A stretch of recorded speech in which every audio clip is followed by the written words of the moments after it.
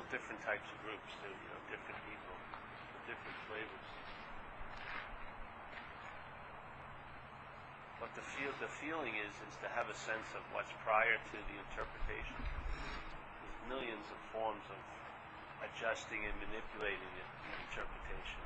But prior to the interpretation is a state that's sort of virgin or untouched, yet its influence can show up here. And you are part and parcel of that priorness. Yeah? And the expression that you seem to be is of interpretation. And this body is of interpretation. But there is a priorness that can be sensed because you are that. Yeah? And that brings a lot of what I like to call traveling light to what's appearing in the interpretation. Yes? So this is an interpretation, and then what it does is it does what its nature implies. It interprets. We have a subjective experience here. When we take it to be this, we take everything else to be something, and we give it meaning. It's not we. See, our language always implies there's a noun or someone that's doing it, but there's just giving of meaning, if you would like to say it clearer. There's no me that's giving the meaning. That's one of the first meanings that's given, is that this place will be interpreted from a noun point of view. Yeah. If we can't find it's you or me, we'll say it was the noun of God that did something. But we're going to place a noun here. And instead of recognizing or sensing what's aware of all the verbing, we're going to claim that we're the one that's aware of the verbing, which makes us unaware of the awareness. Yes? The awareness is what's aware of the verbing. This is something the awareness is aware of. The mental process claims that awareness as a verb it's doing. And now it's up to you or me to be aware. And usually we fall short. Yes? And then the mental process plays God with how we're doing, with awareness. Yeah? I was really unconscious to that, and everything would have been different. I would have been conscious to that one fact I omitted in that report. Yes?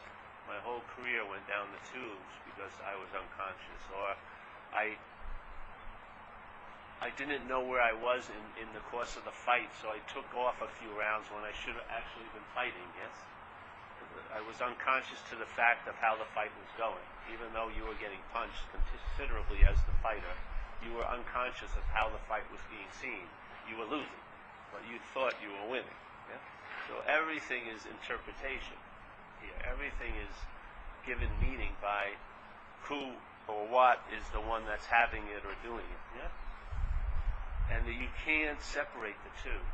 You can't separate that which you've given meaning to.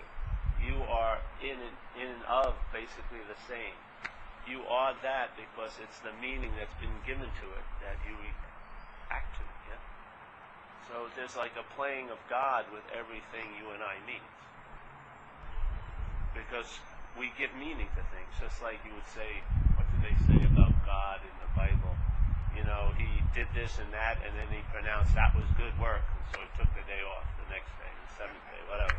So he pronounced what he did as being good. Well, we usually pronounce what we do as being good and bad, most of the time.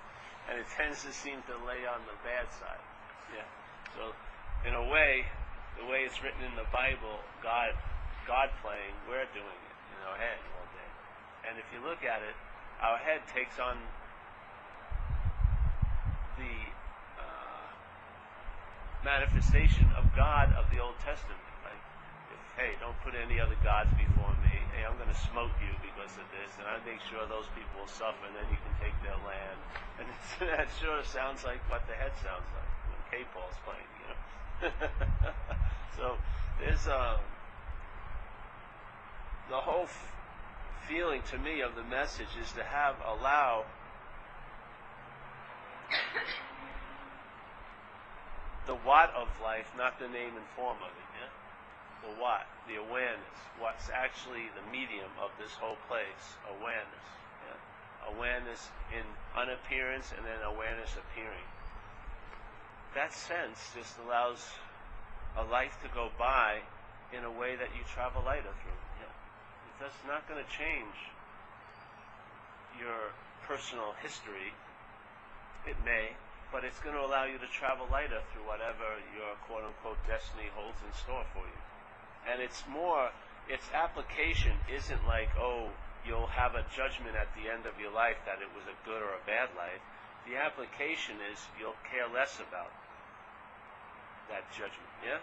Every moment. You'll lose more and more, you'll lose interest in the activity of selfing, and you'll gain interest, you'll find out. Yeah? You'll gain interest, but you'll gain interest. Because how you're losing interest is it's going into a black hole called selfing. There's just so much attention on the machinations and the minutiae of your day. Yeah. The lens isn't just something that picks something up, it conducts light. So that lens of attention awareness, in a sense, when put on such a small object as a body, is just burning it up. Yeah? It's way too much juice. Just focus as, how can you, focus the whole juice of the universe on you? Incredible. It's going to be unbearable, yeah? You're going to be, every thought that's seen is going to be, you're the thinker of it. That means you're wedded to every thought in some form or another. Either you have to be distracted from it, you want to be unconscious to it, you don't want to own up to it, having that thought, you think it's bad or good, or what. Every thought, it's like a wedding day. Every time a thought arises, you betroth yourself to that thought as mine. Yeah?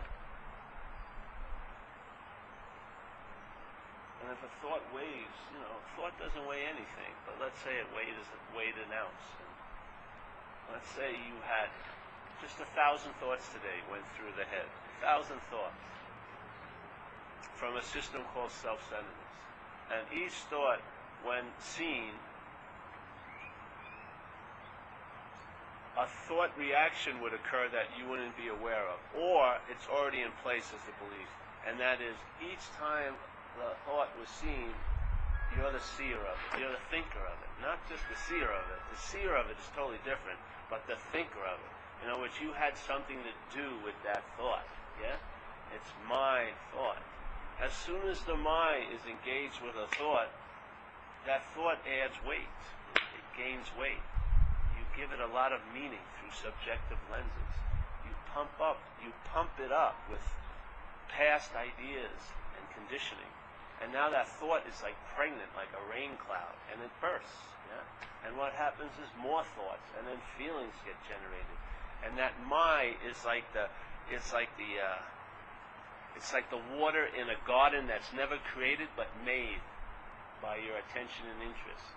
So you put the water on the thought, and it begets what? More thoughts and more feelings, which tend to engage your attention and interest again, and more and more. And you're wedded to it. You can't seem to be divorced from it. Yeah? You want to get some relief, so you'll maybe go unconscious to it or try to distract yourself with an activity, but you're wedded to it. It's every day. All the mail comes to Mr. and Mrs. Paul Hedden. And you can't seem to get away from the thoughts as they're mine. Yeah? And the same thing with feelings. A feeling is seen and recognized. Something acknowledged, something's happening. Yes, in the apparatus. So there's a picking up of stimuli, and then it gets turned into an idea. Oh, this is anger, or this is lust, and then that it never ends at that point. Thoughts are now produced about it. Yeah? What does it mean for me to be lustful? Well, it means I'm bad because I'm married to someone. What does it mean to me to be angry? Ooh, that's not good. My father was just like that. He was angry. And then thoughts beget more thoughts and more thoughts. And all your attention and interest from that one contact as my begets thousands of little kids. You've got thousands of thought children that you have to watch over and tend to and get rid of, or put up for fucking adoption, whatever, dump it on others, whatever. You're just loaded up, and now a thought which may have weighed an ounce is a pound. Yeah? And now you are traveling, just because you don't know any better, You've been traveling carrying 1,000 ounces every day of living debris from your inability to process. Yeah? That, let's say now they're 1,000 pounds. What are you going to do with that 1,000 pounds? There's no storage. You can't put, there's not a thought storage. You can't get I'm going to store my thoughts in there. You'd have to rent the whole place. There's no thought storage.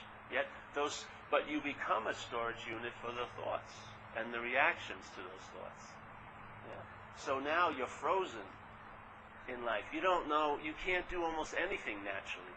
Everything's a choreographed dance based on the flute player of the mind telling you, oh, so when lust comes up, Jesus Christ, it's not even let to be felt and go. It's made a judgment about. Yeah? And you're convicted constantly. It's like so much playing God in the whole. I love that statement, recovery. Playing God is the how, we need to quit playing God. It's the how and why of the whole program of recovery, to quit playing God. Let's say you try to quit playing God. Wouldn't that be playing God? You see how the system has a fail-safe, yeah? If you're identified as the object of the system, a self, the system has many fail-safes. So an escape from the system is a participation in the system. And that all the escape signs never leave outside the system. They're just different hallways in the system, leading you to some other mental condition, yeah? And no matter how much you want to get out, it's really one of the biggest forms of being in it. The more you want to get out of it, the more you're caught in it, seemingly. Yeah? So it has a system that produces an irritability, restlessness, and discontent, and your desire to get out of that is actually another form of being in it. Yeah? So if you answer the call of the irritation and you take the self-centered system's solution, that's part of the problem. So now you're itching an imaginary, you're scratching an imaginary itch, and then what happens? A rash appears. And now, yes, from an unreal situation, a seemingly real problem occurs. So let's say you're having a difficult time, you're flipping about next week, so you take some doctor gives you a sleeping pill, and then so you take an Ativan or something, and you want to get relief from this worry about next week, and yet the mind keeps taking this Ativan, and now the solution to your worry about next week becomes a problem. You're addicted now. Now you have to go to a detox and a rehab. So the unreality of this place gets more real. It just becomes more real. Now you're stuck in a building based on people who are addicted to Ativan, trying to get relief. It seems more real, isn't it, than an imaginary thing I was worried about just to get a night's sleep from. Now I'm in a program with 30 people talking, and I'm here for a year, and I'm an Ativan addict. So we entertain an imaginary state, and that imaginary state produces another imaginary state that seems more real, yeah, in a way. You get bound by it more. Instead of just being in the prison of your mind, you're in an actual prison in San Quentin, in Marin County, California. It's a whole different ballgame, yeah? Instead of feeling uncomfortable in your skin, someone's porking you from behind. You're really feeling uncomfortable in your skin, yeah? It's like different dimensions. We're thinking the blueprint room's bad. Wait till you see the house it wants to build. Because you're going to be the inhabitant in it. All the bills are going to come to you. All the demands for you to obligate and show up are going to be based on you. You as this. And you'll really want to get out of being this, in this realm of all that. But more you want to get out of being this, in this world of that, you're more this. Yeah? What more could you be of what you're not than thinking, I, as what I'm not, want to get out of somewhere. You're going to be more identified with it. So it's a beautiful system in a way, because you believe you're out when you're in. Yeah, just like in America, they say, people go, hey, this isn't an authoritarian country. No one's bothering me. No one's doing anything. And then the person says, well, just do something that bothers the authoritarian system. And then you'll see the reaction. Yeah? They have you totally in place, and you're not doing anything to bother them. If you try to bother them, then you'll see what you're not seeing now, because they can control us in a way. That's how they're presented, yeah, by not doing anything, yeah. The same thing with this head. The more you want to get, the more you think, oh, you're comfortable in this, you really, the bondage is never ending, yeah. I want to feel free as this. Never. It's impossible. How can you feel free as a conditional object? Yeah? You can feel free seemingly in a conditional object if you're not that, but you're never going to feel free as a conditional object, because all states you're in here as this are conditional.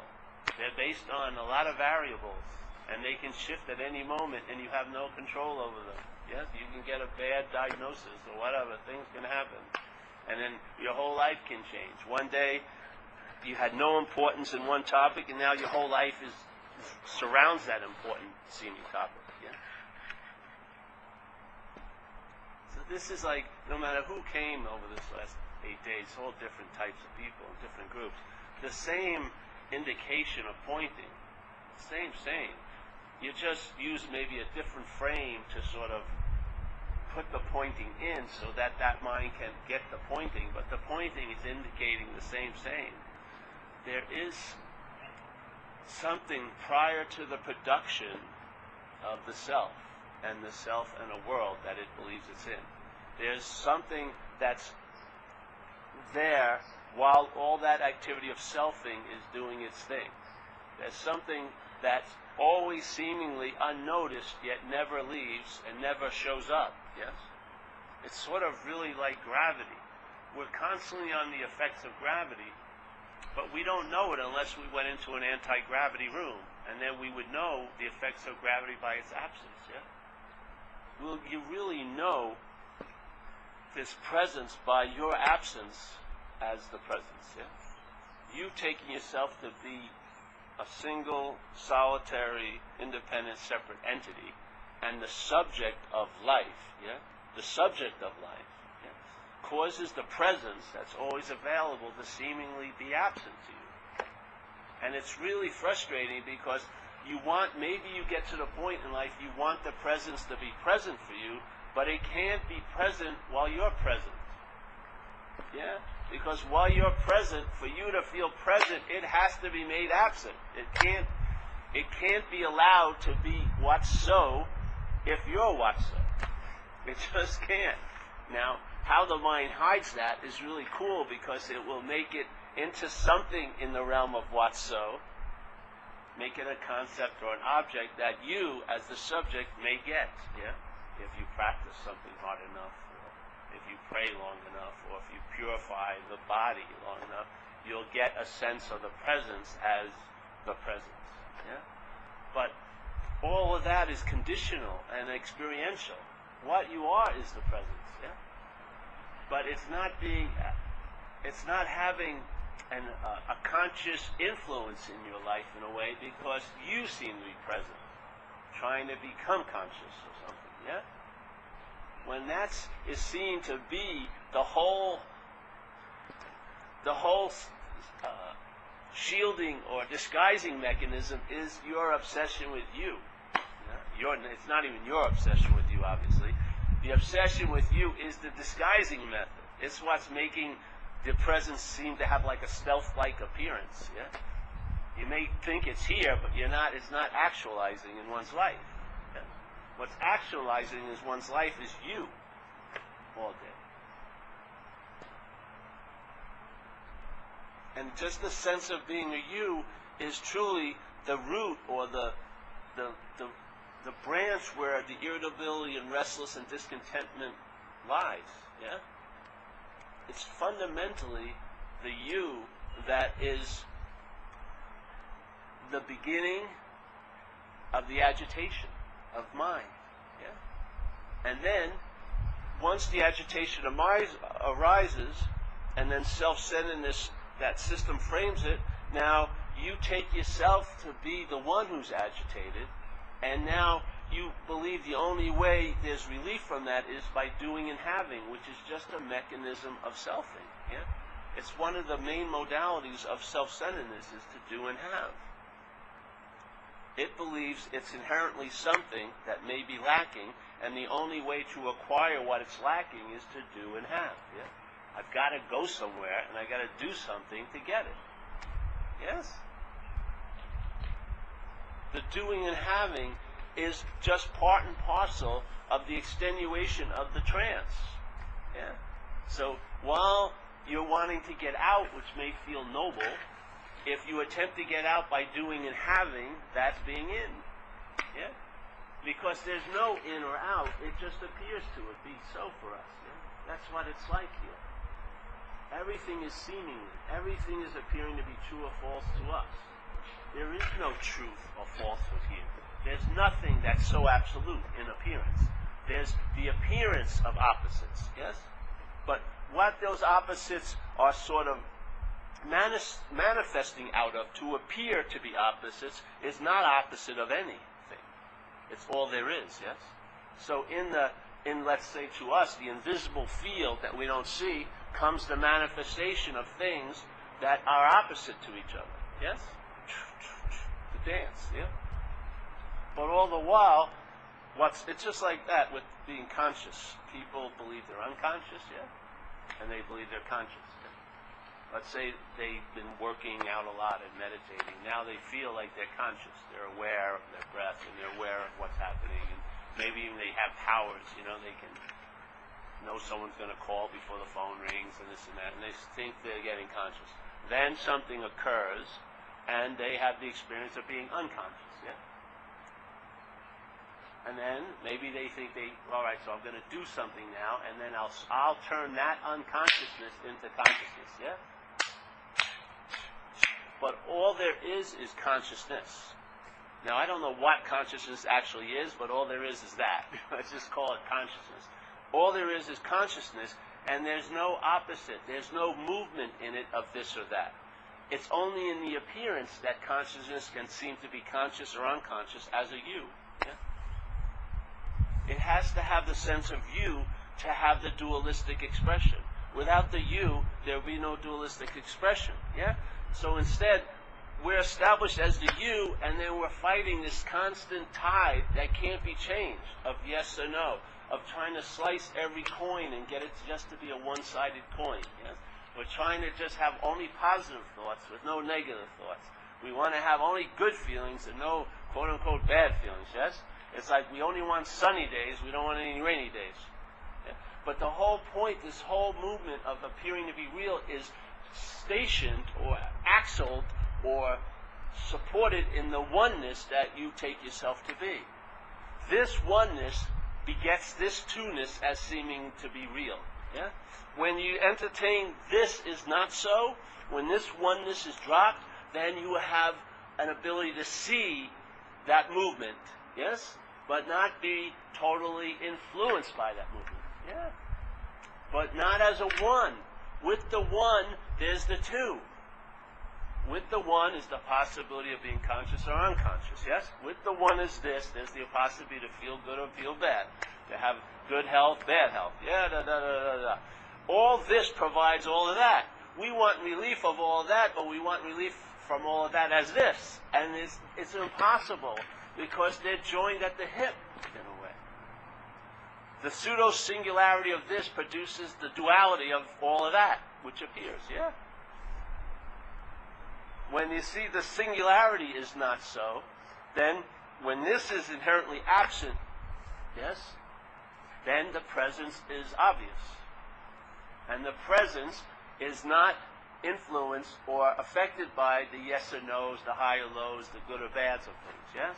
The presence is present in all the movements and in all the non-movements. There's a sense of presence. But if there's a sense of presence to you, it's going to be an experience, which means it comes and goes, and it's not constant. It's not even close to even being a state. It's an experience. Yeah? I'm not even talking about states. States also come and go, but they're in a different time set.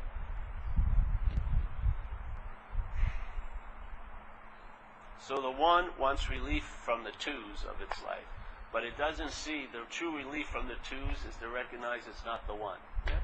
when there's the recognition, and you don't even need the recognition, just start entertaining it, and then you'll see life many, many times during the day, not from the point of self-centeredness. It will just demonstrate, and you'll see anew. And then, just like you got hardwired to believe all of this baloney, you'll be unwired, yes? And that whole structure will be either quickly dismantled or over a seeming time dismantled, and then there'll just be a damn traveling lighter. Yeah. Like if you had a rush of water, the underwear is sticking out. Doesn't happen in 12 days. See what happens? You have all these complaints about the cold, and then you come home and it's warm, and you have other complaints. My underwear sticks here, but it never sticks in the cold. Yeah? A lot of things happen. You can't escape. Yeah. In the warm climate, maybe you'll get some sweat right between here and your lip. Your nose. It can be quite irritating, and can produce like little pit bulls that your mind will definitely want to look at in the mirror. That doesn't happen in the cold weather. There's all this. It's always. I want the best of both. So here's this. Let's say this river. Let's say life is verbing. Yeah. Doesn't it seem to be the case?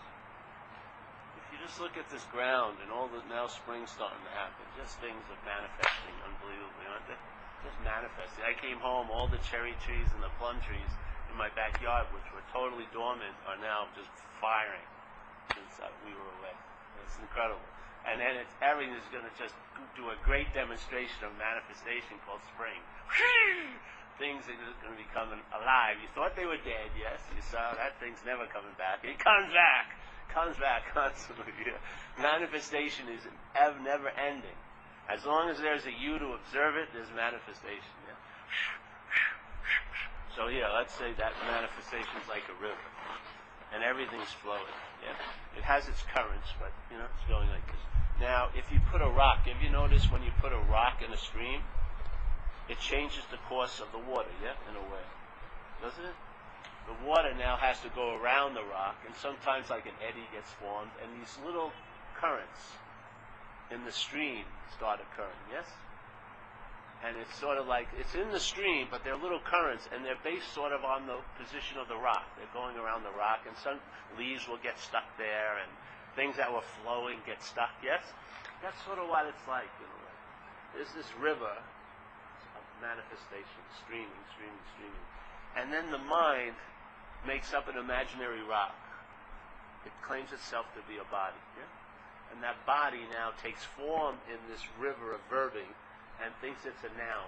Yeah?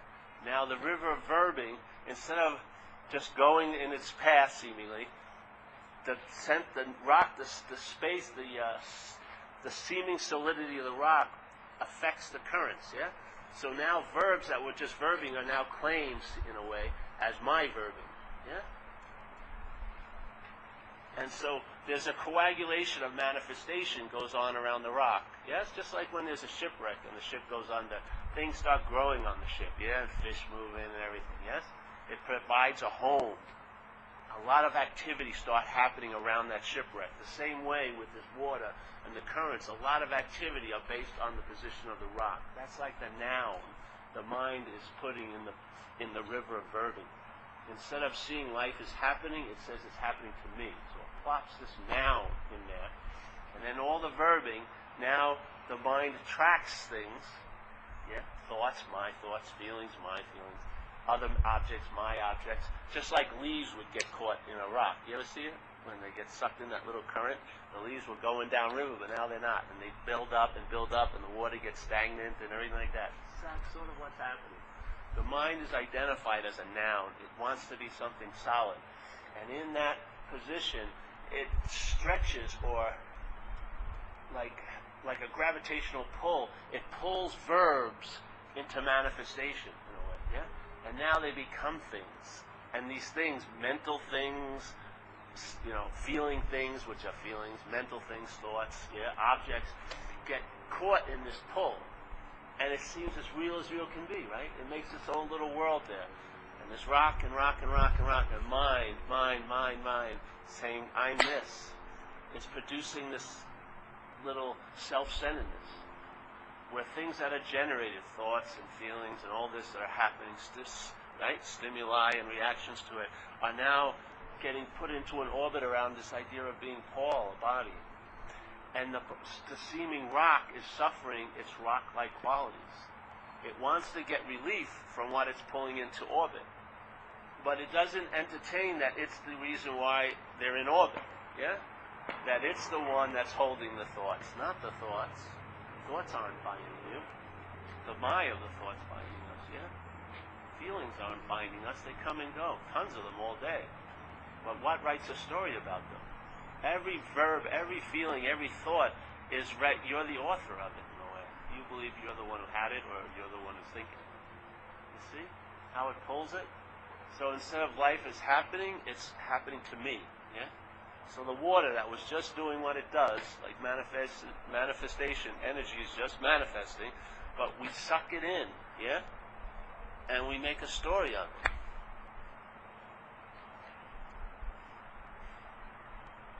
And now the verbs seem to bond or imprison the noun. And the noun wants relief. And there's tons of forms of relief here, right? Drugs, alcohol, sex, shopping, tons of things. Everyone's attempting to get a little relief every day. But the thing is, it's never ending because the system is in place, yeah? Manifestation, when drawn into a noun, yes, becomes the act of being identified as the doer of that verb. Let's say it's sort of like some of those spiritual systems they call karma in a way, yeah? Or deep. And some karmic conditions are deep mental grooves. So they produce a different current around a rock. So when there's a noun, and it has this predilection of alcoholism, this is what's going to come around that rock. These are going to be the currents of that person's life, yes? As a person, yeah? It's just like the idea of the barnacles. Maybe the barnacles are really going to drag on you. But the barnacles, how are you going to get rid of each barnacle off the rock? If you remove the rock, there would be nowhere the barnacles could find an anchoring, yeah? The barnacles need something to lock in, to take a position. What is that but the mind identifying as an object? It sets you up as a rock, and then things, instead of just happening, are happening to you, and a lot of them stick, yes? And then when you don't want them to happen to you, they re-happen in your head. Or they provoke a fear that it may happen again. Yes? So you live basically out of the past. About the impressions that your mind has taken always find a desire to express. Yeah? And if identification is the root of that, yes? If identification places an object to be what's impressed and then to express, it would describe what I see as living here a lot. Yeah? So there's no freedom as a noun, but there's freedom from a noun. Just by the simple recognition of what's prior to the idea of being gray. What's prior to that is seeing, hearing, feeling, tasting, touching. And what does seeing, hearing, feeling, tasting, touching imply? That there is something that's seeing, hearing, feeling, tasting. But that something is not you as a body. Yeah? Maybe that something is no thing. Who knows? But it's not you as a body. That's how you get to know your original face. You're living that face every day. You don't need a mirror to see it. You don't need a story about a life to get a sense of who you are. You see it by the activity of it, which is pure reflection. It's reflecting whatever is manifesting. Purely. No opinion, no judgment, no, I don't want that, no, that goes to the good section, that's the bad section. It's just blatantly neutral. Yeah? Because it does no this or that. It's not like it ever did neutrality. That's all it is neutral. Yeah?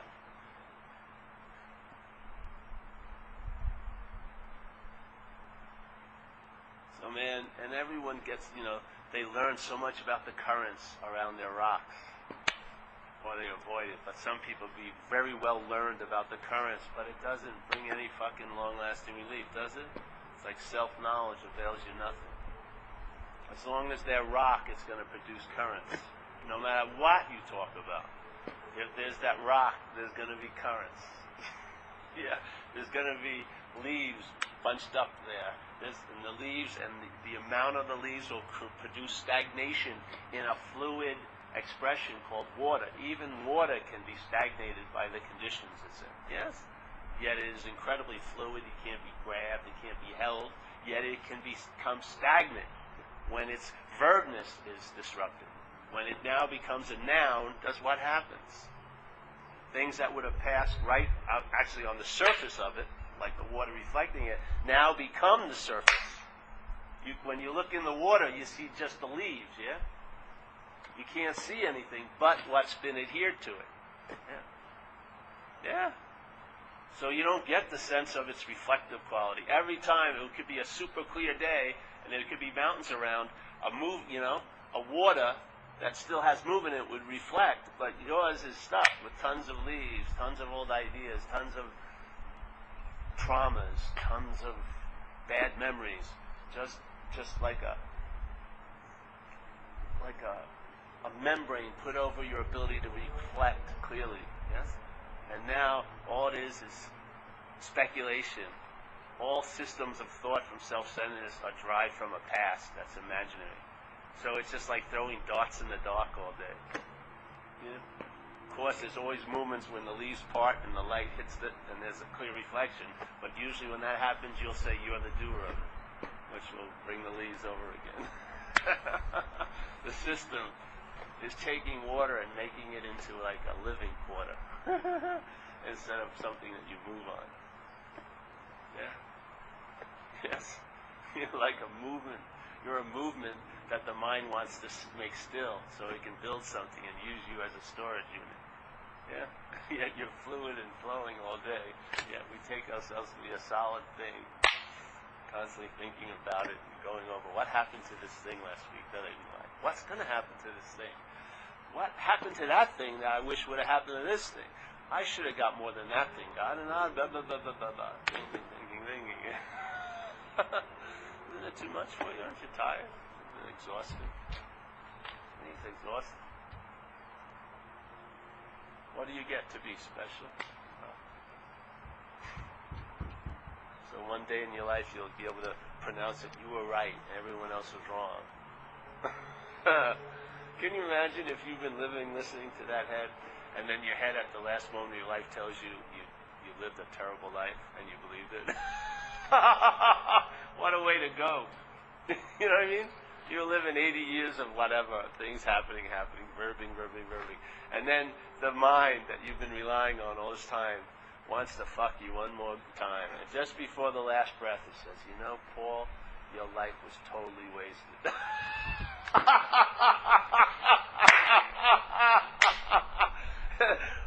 Plump, a big rock.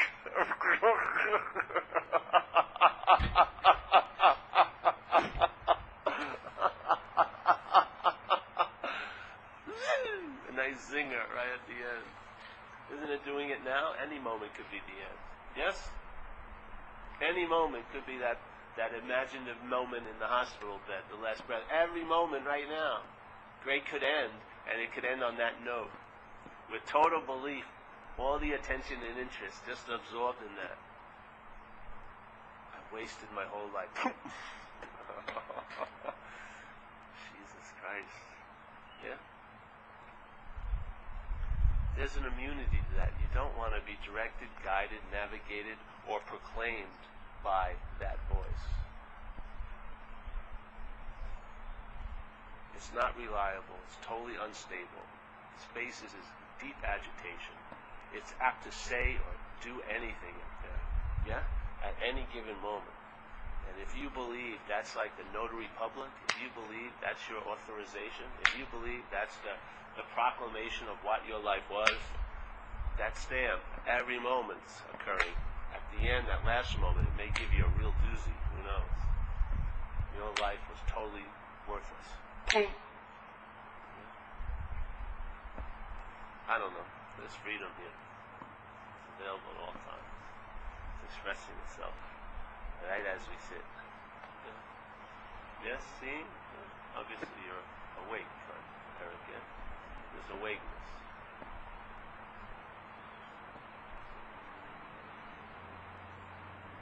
Why isn't that enough? Why isn't it enough just to sit in the proclamation of that for a while? Yeah? Instead of all your accounting of is it valuable or not, where am I going, all that. Just maybe take a breath and just sense, close your eyes, you sense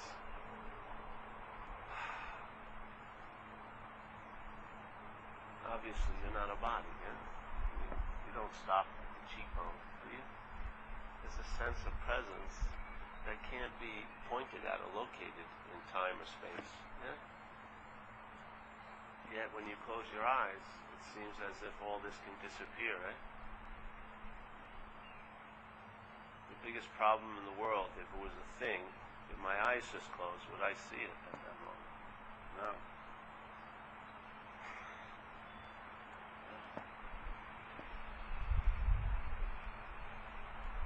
Yeah. That's that for this one. I'm getting really hot here. Good question.